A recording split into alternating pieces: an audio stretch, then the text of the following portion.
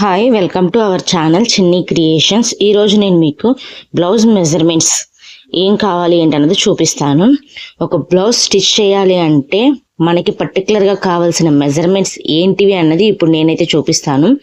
First వచ్చేసి blouse type, blouse normal కటింగా, prince కటింగా, క్రాస్ కటింగా అన్నది చూసుకోవాలి. అండ్ బ్లౌజ్ బ్యాక్ లెంత్ ఎంత ఉండాలి, ఫ్రంట్ లెంత్ ఎంత ఉండాలి అన్నది మస్ట్ అండ్ షుడ్గా కావాలి.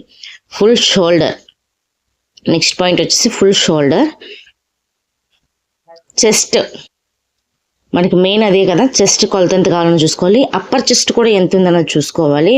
వెస్ట్ సైజ్ ఎంత అన్నది చూసుకోవాలి.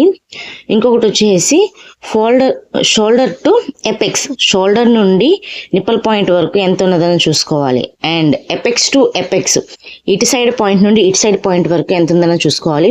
షోల్డర్ టు లో చెస్ట్ ఒకటి చూసుకోవాలి. ఆర్మ్ హోల్ రౌండ్ ఎంత ఉందన్నది చూసుకోవాలి. రెడీ టు షోల్డర్ మనకి ఎంత కావాలి అంటే మన షోల్డర్ బెల్ట్ ఎంత కావాలి అన్నది చూసుకోవాలి.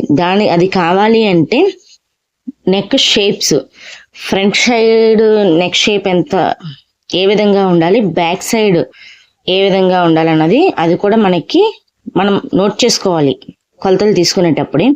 అండ్ ఫ్రంట్ నెక్ లెంత్ ఎంత ఉండాలి, బ్యాక్ సైడ్ బెల్ట్ ఎంత ఉండాలి అన్నది కూడా మస్ట్ అండ్ షుడ్గా కావాల్సిందేను. బ్యాక్ సైడ్ వచ్చేసరికి బెల్ట్ లెంత్ తీసుకుంటాము. అండ్ బ్లౌజ్ కటింగ్లో ఇంకొక ఇంపార్టెంట్ పాయింట్ ఏంటంటే shoulder minus, back side shoulder minus ఎంత చేయాలి, ఫ్రంట్ సైడ్ షోల్డర్ మైనస్ ఎంత చేయాలి, ఇది అనేది మనం చార్ట్స్ని యూజ్ చేసి చేస్తాము. హ్యాండ్ లెంత్, హ్యాండ్ రౌండ్ కూడా కావాల్సి వచ్చింది. ఈ మెజర్మెంట్స్ అన్నీ ఉంటే బ్లౌజ్ పర్ఫెక్ట్గా కటింగ్ చేయవచ్చు.